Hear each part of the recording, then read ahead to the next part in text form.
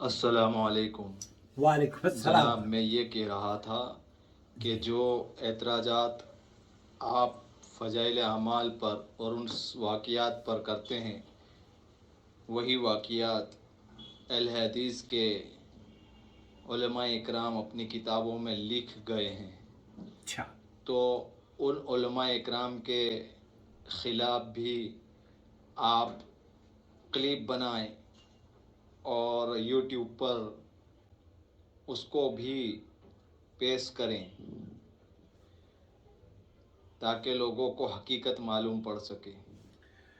نحمدہ و نصلی علی رسولہ الکریم، اما بعد۔ آپ دیکھ رہے ہیں نور ٹی وی جدہ اور میں ہوں آپ کا دوست، آپ کا ہوسٹ محمد عاقل، جدہ سے، مملکت سعودی عرب۔ دیکھیے، یہ اعتراضات اور اس طرح کے وائس میسیجز لاتعداد میرے پاس آتے ہیں، لیکن میں خود سرچ کروں اور خود تحقیق کر کے ان علماء کے بارے میں بیان کروں، یہ کہاں کا انصاف ہوگا؟ یہ بتائیے مجھے، اہل حدیث بھی کیا نبی ہیں؟ اہل حدیث اگر نبی آپ ان کو مانتے ہیں تو پھر یہ آپ کی عقل پر ماتم کرنے کا جی چاہتا ہے۔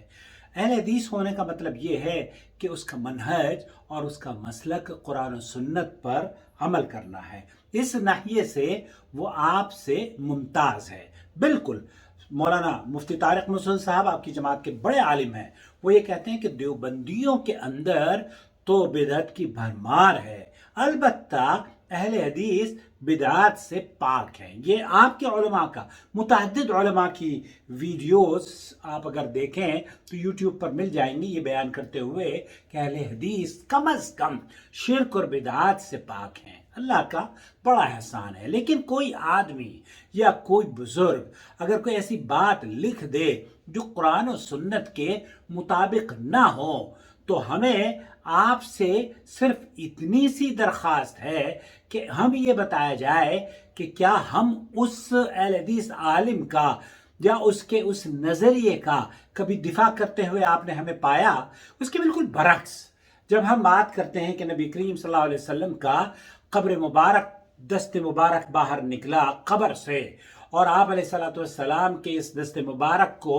90,000 یا پتہ نہیں کتنے ہزار لوگوں نے مدینے میں دیکھا، تو مولانا زکریا نے اس واقعے کو نقل کیا ہے مولانا جامی کے حوالے سے۔ اب آپ یہ بتائیے، ہم تو اگر ہمارے اہل حدیث عالم نے اس طرح کا کوئی واقعہ اپنی کتاب میں، کسی کتاب میں لکھا ہے، تو ہم معذرت کے ساتھ، آپ کو اچھا لگے یا برا لگے، ہم یہ کہیں گے یہ کہ گمراہ کن بات لکھی گئی ہے اور اس کی کوئی حیثیت نہیں ہے، چاہے وہ اہل حدیث لکھے یا غیر اہل حدیث لکھے، مولانا اشرف علی صاحب تھانوی لکھے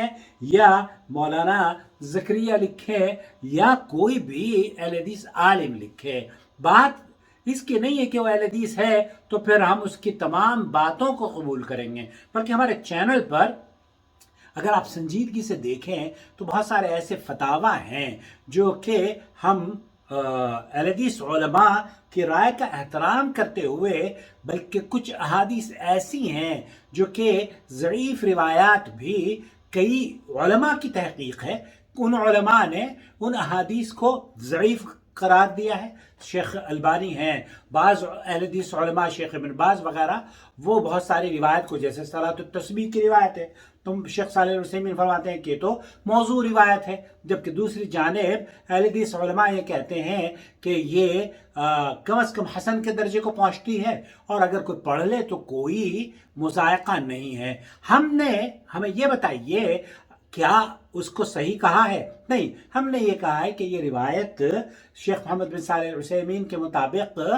موضوع ہے، بلکہ امام احمد بن حنبل رحمۃ اللہ علیہ جب کوئی صلاۃ التسبیح کی حدیث بیان کرتا تو ایسے کہہ دیتے تھے کہ یہ کوئی بات ہے کرنے کی، تو یہ جو آپ نے بات کی ہے یہ واقعی کرنے کی نہیں ہے۔ ہم اہل حدیث علماء ہوں یا غیر اہل حدیث علماء ہوں، حق کی بات کوئی قبول کہتا ہے تو ہم اس کو قبول کرتے ہیں، اور اگر اہل حدیث علماء بھی کسی جگہ ان سے کوئی